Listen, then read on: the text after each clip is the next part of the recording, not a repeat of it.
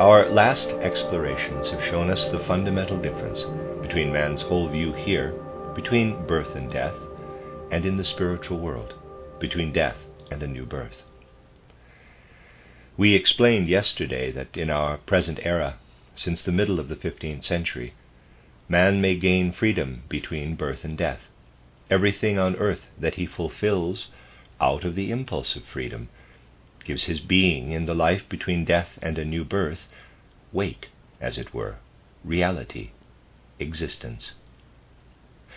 When we emancipate ourselves from the necessities of earthly existence, when we ascend to the point where our will is guided by free motives, that is, when our will is not founded on anything in earthly life, then we create the possibility of being an independent being also between death and a new birth. In our age, this capacity to preserve our own independent existence after death is connected with something we may call the relationship to the mystery of Golgotha. This mystery of Golgotha may be studied from the most varied viewpoints. In the course of the past years, we have already studied a great number of these viewpoints. Today we shall view the mystery of Golgotha from the standpoint arising out of the study of the value of freedom for the human being. Here on earth, between birth and death, the human being really does not have any view of himself in his ordinary consciousness. He cannot look into himself. It is an illusion, of course, to believe, as outer science does, that it is possible to obtain an inner knowledge of the human organization by studying what is dead in the human being, indeed sometimes by studying only the corpse. This is altogether an illusion, a deception. Here, between birth and death, the human being has only a view of the outer world. What kind of view is this, however? It is one that we have frequently called the view of, in quotes, appearance, German Schein. And yesterday I again emphasized this strongly. When our senses are directed toward our surroundings between birth and death, the world appears to us as appearance, as semblance. We can take this appearance into our I-being. We can, for example, preserve it in our memory, making it, therefore, in a certain sense, our own. Insofar as it stands in front of us, when we look out into the world, however, it is an appearance that manifests itself particularly, as I already explained to you yesterday, by disappearing with death and reappearing in another form. That is, it is no longer experienced in us, but is experienced in front of or around us. If, however, in the present age, the human being, between birth and death, were not to perceive the world as appearance, if he could not perceive the appearance, he could not be free. The development of freedom is possible only in the world of appearance. I have mentioned this in my book titled The Riddle of Man, German vom Menschenrätsel, pointing out that in reality the world that we experience may be compared with the images that look out at us from a mirror. These pictures that look out at us from a mirror cannot force us to do anything, for they are only pictures, they are appearance. Similarly, man's world of perception is also appearance. The human being is not completely woven into the appearance of the world. He is woven into a world of appearance only with his perceiving, which fills his waking consciousness. If man views his impulses, instincts, passions, and temperament, and everything that surges up from the human being, without being able to bring them into clear mental images, at least into waking mental images, then all this is not appearance. It is reality, but a reality that does not rise up in man's present consciousness. Between birth and death, the human being lives in a true world that he does not know, one that cannot ever really give him freedom. It may implant in him instincts that make him unfree. It may call forth inner necessities, but it can never enable the human being to experience freedom. Freedom can be experienced only within a world of pictures, of appearance. When we awaken we must enter a perceptive life of appearance, so that freedom can develop. This life of appearance, which constitutes our waking life of perception, did not always exist in this way within humanity's historical evolution. If we go back into ancient times, to which we have so often looked back in our lectures, to times when there still existed a certain instinctive vision, or remnants of this instinctive vision, which lasted until the middle of the 15th century, we cannot say in the same sense that the human being in his waking condition was surrounded only by a world of appearance. Everything that the human being saw in his own way, as the world's spiritual background, spoke through the appearance. He also saw this appearance, but in a different way. For him, this appearance was an expression, a manifestation of a spiritual world.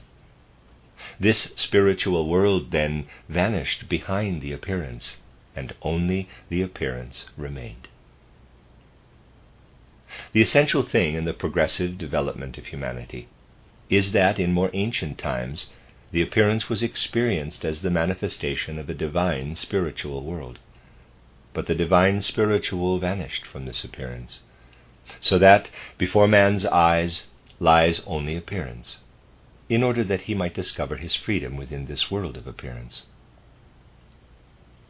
The human being, therefore, must find his freedom in a world of appearance. He does not find freedom in the true world, which completely withdrew to the dull experiences of his inner being. There he can find only a necessity.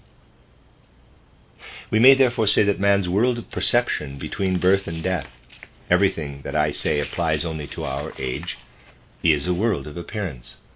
Man perceives the world, but he perceives it as appearance. How then do matters stand between death and a new birth?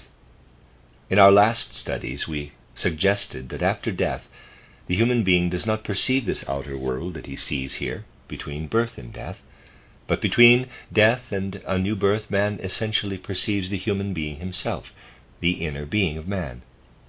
The human being is then the world for man. What is concealed here on earth becomes manifest in the spiritual world. Between death and a new birth, man gains insight into the entire connection between the soul life and the organic life of the human being, between the activity of the single organs, and in short, everything that, symbolically speaking, lies enclosed within the human skin. We find, however, that in the present age it is again the case that the human being cannot live in appearance after death. The life in appearance is actually valid for him only between birth and death. The human being has come to the point today that between death and a new birth he cannot live in appearance. When he passes through death he is imprisoned, as it were, by necessity. The human being feels that he is free in his perceiving here on earth, where he may turn his eyes where he wishes. He may combine what he perceives into concepts, so as to experience his freedom of action in these concepts. Between death and a new birth, however, he feels unfree regarding the world of perceptions. He is overpowered, as it were, by the world. It is just as if the human being perceived in the same way as he would perceive here on earth if he were to be hypnotized by every single sense perception, if he were to be overpowered by every single sense perception, so that he would be unable to liberate himself from them out of free will. This has been the course of man's development since the middle of the 15th century. The divine spiritual worlds vanished from the appearance of the earth. But between death and a new birth, these divine spiritual worlds imprison him so that he cannot maintain his independence. I said that only if the human being really develops freedom on earth, that is, if he takes an interest with his entire being in the appearance in life, is it possible for him to carry his own being through the portal of death. We can see what is necessary in order to develop freedom also by looking into yet another difference between the way of viewing things today and more ancient human views. Whether we consider humanity in general, or the initiates and the mysteries in ancient times, we find that the whole view of the world had another orientation from that of today. If a human being remains standing by what he has acquired since the middle of the 15th century, through the kind of cognition that has arisen since that time, one finds that the human being had mental images of the evolution of the earth, of the evolution of the human race. He lost track, however, of the mental images that might have given him satisfactory indications concerning the beginning and end of the earth. We might say that the human being was able to survey a certain line of evolution. He looked back historically. He looked back geologically. When he went back still further, however, he began to construct hypotheses. He imagined that the beginning of the world was a primordial mist, which appeared to be a physical formation. Out of it evolved, that is to say, not really, but people imagined that this was so, the higher beings of the realms of nature, plants, animals, and so on. In accordance with conceptions of modern physics, people thought that earthly existence disintegrates in the end by heat, again a hypothesis. Man thus saw only a segment, as it were, between the beginning and end of the earth. Beginning and end became a hazy, unsatisfactory picture to present-day human beings. This was not the case in more ancient times. In ancient times, people had very precise notions of the beginning and end of the earth, because they still saw the self-revelation of the divine spiritual in the appearance. We can call to mind the Old Testament, for example, or other religious teachings of the past. In the Old Testament, we find conceptions that are connected with the beginning of the world, and they are described in a form accessible to the human being, enabling him to grasp his own existence upon the earth. The Kant-Laplace nebula, or primordial mist, does not enable anyone to grasp human life on earth. If you take the wonderful cosmogonies of the various pagan peoples, you will again find something that enabled man to grasp his earthly existence. The human being thus directed his gaze toward the beginning of the earth, and came to conceptions that encompassed man. Conceptions of the end of the earth remained for a longer time in human consciousness. In Michelangelo's Last Judgment, for example, and other last judgments, we come across conceptions about the end of the earth, which were handed down as far as our own era, and which encompass the human being. And although the ideas of sin and atonement are difficult, these concepts do not do away with the human being. Take the modern hypothetical conception of the end of the earth, that everything will end in a uniform heat. The entire human essence dissolves. There is no place for man in the world. In addition to the disappearance of divine spiritual existence from the appearance of perception, the human being, therefore, lost in the course of time his conceptions of the world's beginning and end. Within these ideas, he could still find his own value, and see himself within the cosmos as a being connected with the beginning and end of the earth. How did the people of past eras view history? No matter in what form they saw it, history was something that moved from the beginning to the end of the earth, receiving its meaning through the conceptions of the beginning and end of the earth. Take any of the pagan cosmologies, and they will enable you to conceive of humanity's historical development. They reach back to ages in which earthly life arises in a divine spiritual weaving. History has a meaning. If we turn to the beginning and also the end of the earth, history has a meaning.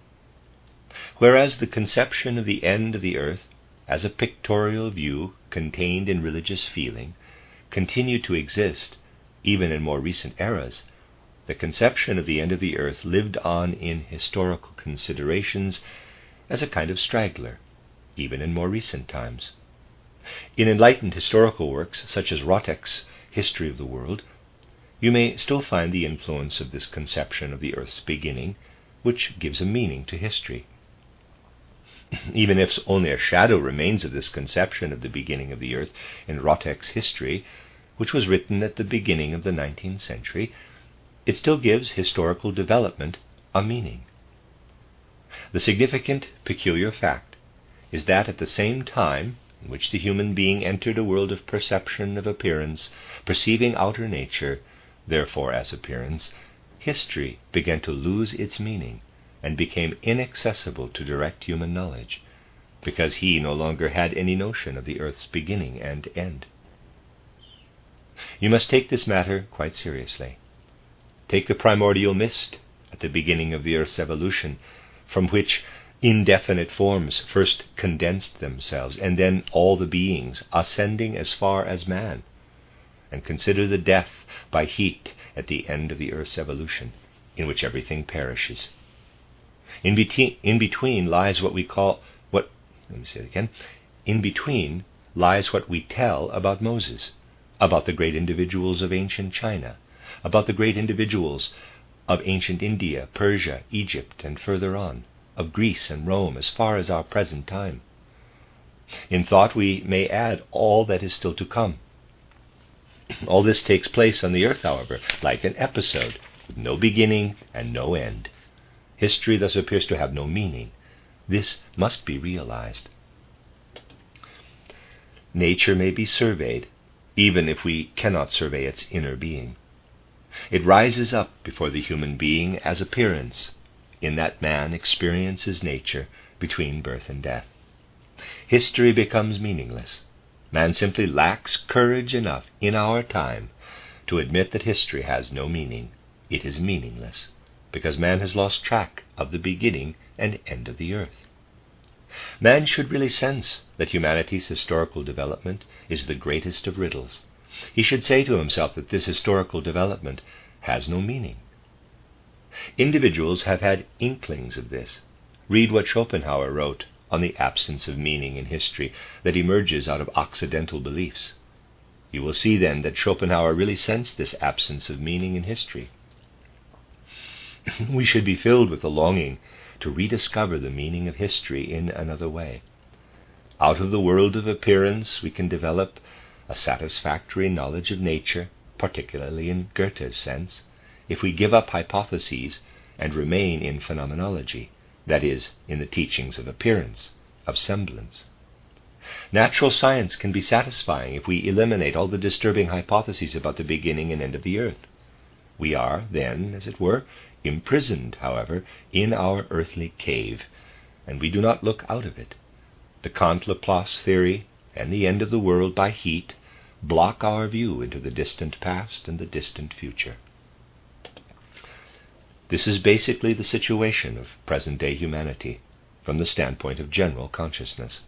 Consequently, humanity is threatened by a certain danger. It cannot quite enter into the mere world of phenomena, into the world of appearance. Above all, it is unable to enter with the inner life into this world of appearance. Humanity wishes to submit to the necessity, the inner necessity of the instincts, drives, and passions. Today we do not see much of everything that may be realized on the basis of free impulses born out of pure thinking. Just as much, however, as the human being lacks freedom here in his life between birth and death, so he is overcome with the hypnotizing compulsion between death and a new birth, by lack of freedom, by the necessity in perception. Man is therefore threatened by the danger of passing through the portal of death without taking with him his own being, and without entering into something free regarding the world of perception, but rather into something that submerges him into a state of compulsion, which makes him grow rigid, as it were, in the outer world. The impulse that in the future must break into the life of humanity is the appearance of the divine spiritual to the human being, in a way different from the way in which it appeared to him in ancient times. In past ages, the human being could imagine a spiritual element within the physical, at the beginning and end of the earth, with which he knew he was united, and that did not exclude him. The human being must take up this permeation with the spiritual more and more from the center, instead of from the beginning and end. Even as in the Old Testament, the beginning of the earth was looked upon as a genesis of the human being, within which his existence was ensured, even as the pagan cosmogonies spoke of humanity's evolution out of divine spiritual existence, even as the contemplation of the end of the earth, which, as was stated, was still contained in the views of the decline of the world, which do not deprive man of his own self, so modern times must find in a right view of the mystery of Golgotha, at the center of the earth's evolution, that which again enables the human being to find divine life and earthly life interwoven. Man must understand in the right way how God passed through the human being with the mystery of Golgotha. This will replace what we lost regarding the beginning and end of the earth. There is an essential difference, however, between the way in which we should now look upon the mystery of Golgotha and the earlier way of looking at the beginning and end of the earth. Try to penetrate into the way in which a pagan cosmogony arose. Today we often come across conceptions stating that these pagan cosmogonies were fabrications of the people. This conception holds that just as today man freely joins thought to thought and disconnects them again, so at one time people devised their cosmogonies. This, however, is an erroneous university view, which has no reasonable foundation. We find instead that in the past the human being gave himself up entirely to the contemplation of the world. He could see the beginning of the world only in the way in which it appeared to him in the cosmogony, in the myths. There was no freedom in this. It was altogether something that yielded itself to man by necessity. The human being had to look into the beginning of the earth. He could not refrain from doing so. He could do nothing else. Today we no longer picture in the right way how in the past man's soul pictured the beginning of the earth, and in a certain respect also the end of the earth, through an instinctive knowledge. Today it is impossible for the human soul to picture the mystery of Golgotha in this way. This constitutes the great difference between Christianity and the ancient teachings of the gods. If a human being wishes to find Christ, he must find him in freedom. He must freely acknowledge the mystery of Golgotha. The content of the ancient cosmogonies was forced upon man, whereas the mystery of Golgotha does not force itself upon him. He must approach the mystery of Golgotha in a certain resurrection of his being, in freedom. The human being is led to such freedom by an activity that I have recently designated in anthroposophical spiritual science as the activity of knowing. If a theologian believes that he may gain knowledge of the Akashic Chronicle in a special illustrated edition, that is to say, without needing to exert any inner activity to grasp what must appear before his soul in concepts and must become images, such a theologian would simply show that he is predisposed to grasp the world only in a pagan way, not in a Christian way. For the human being must come to Christ in inner freedom. Particularly the way in which the human being must face the mystery of Golgotha constitutes his most intimate means of an education toward freedom. The human being is, in a certain sense, torn away from the world by the mystery of Golgotha, if it is experienced rightly. What arises in that case? In the first place, the human being now can live in the world of perception, of appearance, and in this world surges up something that leads him to the spiritual existence that is guaranteed in the mystery of Golgotha. This is one thing. The other thing, however, is that history has ceased to have meaning, because beginning and end were lost. It receives meaning again, because it is given this meaning from the center. We learn to recognize how everything before the mystery of Golgotha leads toward the mystery of Golgotha, and how everything after the mystery of Golgotha sets out from this mystery. History thus once more acquires meaning, whereas otherwise it is an illusory episode without beginning and without end. The outer world of perception faces the human being as appearance for the sake of his freedom, changing history into something it should not be, an episode of appearance without any center of gravity. It dissolves into fog and mist, which basically we already find theoretically in Schopenhauer's writings. Through the inclination toward the mystery of Golgotha, all that was once otherwise historical appearance receives inner life, historical soul, connected with everything that modern man requires through the fact that he must develop freedom in life. When he passes through the portal of death, he will have developed here the great teaching of freedom, avowal of the mystery of Golgotha, cast into life the light that must fall on everything that is free in the human being. The human being has the possibility of saving himself from the danger that he has here by virtue of the predisposition for freedom that he has in appearance but does not develop, because he surrenders himself to instincts and drives, and therefore falls prey to necessity after death. By accepting as his own a religious faith that is totally different from more ancient religious faith, in filling his entire soul only with a religious faith living in freedom, he transforms himself for the experience of freedom. In today's civilization, basically only a small number of people have really grasped that only a knowledge gained in freedom, an active knowledge, is able to lead us to Christ, to the mystery of Golgotha. The Bible gave man a historical account so that he might have a message of the mystery of Golgotha for the time when he could not yet take in spiritual science. To be sure, the gospel will never lose its value. It will acquire an ever greater value, but to the gospel must be added the direct knowledge of the essence of the mystery of Golgotha. Christ must be able to be sensed, felt, known through one's own human force, not only through the forces working out of the gospel. This is what spiritual science strives for regarding Christianity. Spiritual science seeks to explain the Gospels, but it is not based upon the Gospels.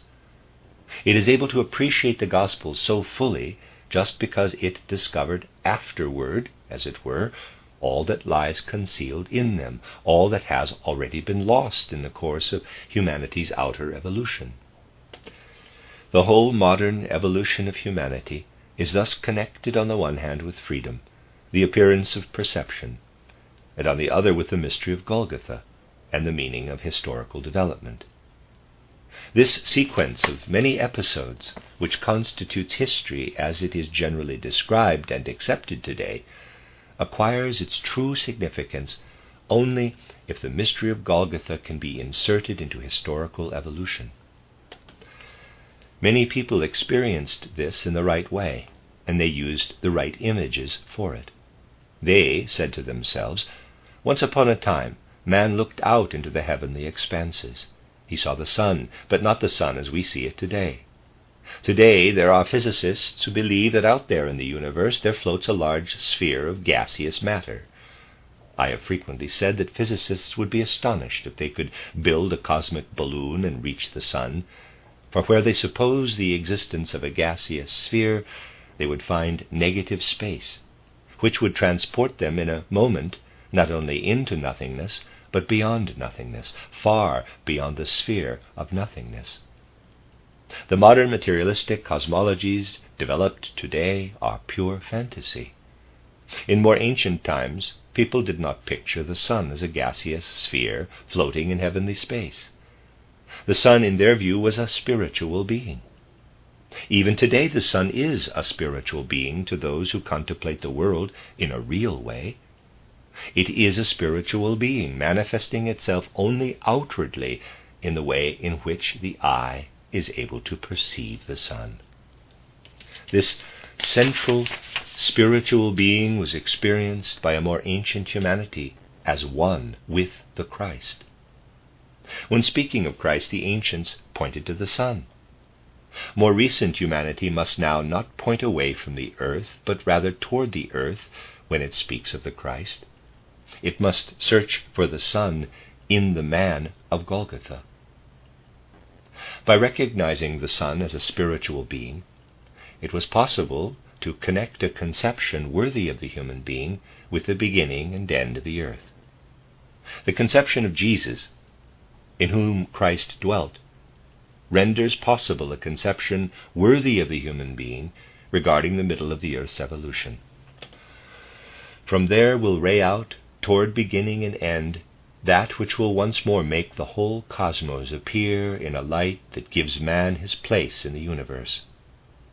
We should therefore live toward a time in which hypotheses concerning the world's beginning and end will not be constructed on the basis of materialistic, natural, scientific conceptions, but which will proceed from the knowledge of the mystery of Golgotha.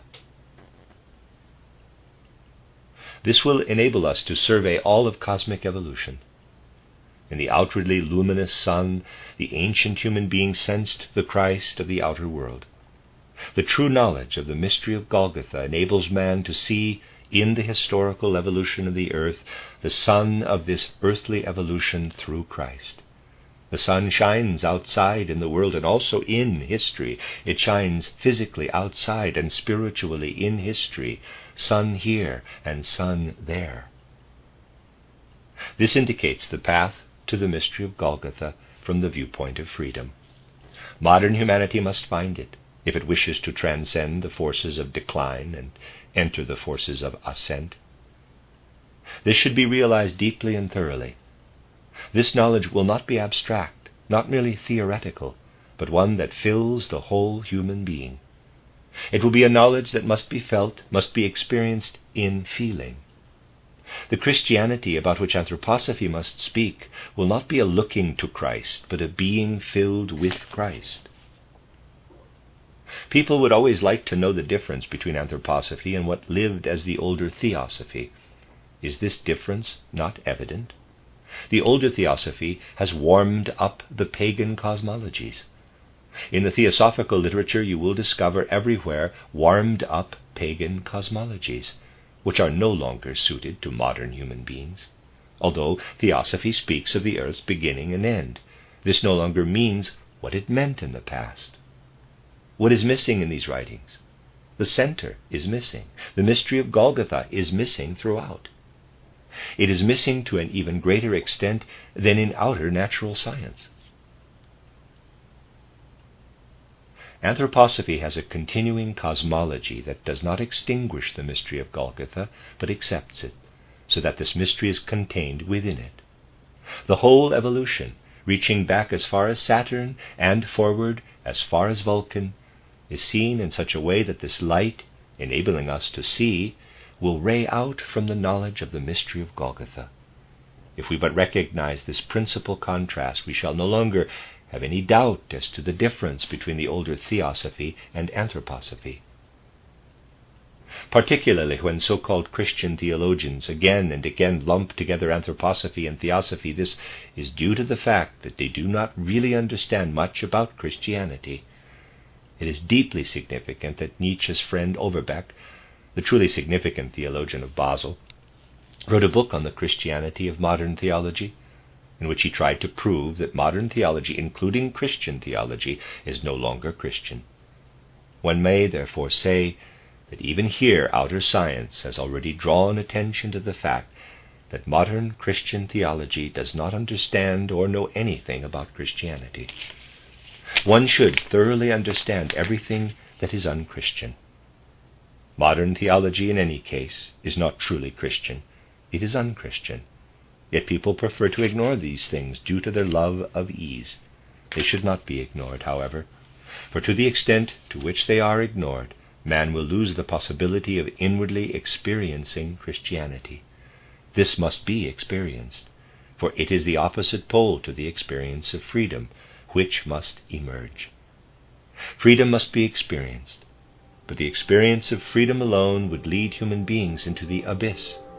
Only the mystery of Golgotha can lead humanity across this abyss. We shall speak of this more next time.